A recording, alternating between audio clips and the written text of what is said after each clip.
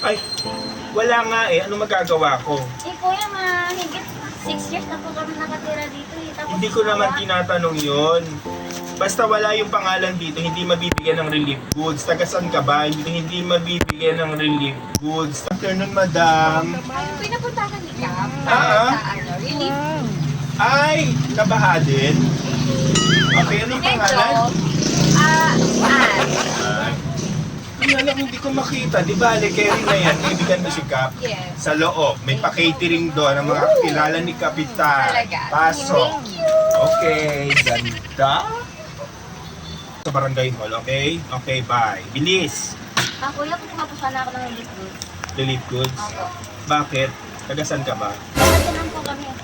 Voters ID meron ka? Ako meron po. Toto. Opo. Pangalan mo? Marika po. Anong purok ka? Puro 4 po. Sige, tignan ko lang sa listahan. Purok ko. Hihingi ng relief goods na kwintas. Wala yung pangalan mo rito. Wala yung pangalan mo rito. Wala yung pangalan mo rito. Eh bakit Hindi po ka kami- makakakuha ng relief goods. Almost 6 years na po kami nakatira dito. Tapos nakakuhaan po kami. Problema ko, kakilala mo si Cap? Hindi po. Hindi.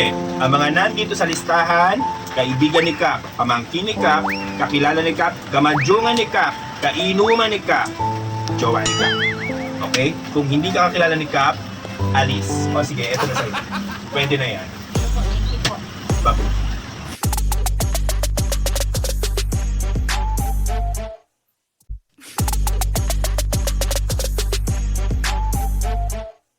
Tignan lang natin. Alam mo naman, pag mga kilala ni Cap, sa loob agad. Sige na, wag nang tingnan ng pangalan. Thank you. Okay, you're welcome. Natakpan yung camera. Ay, sorry.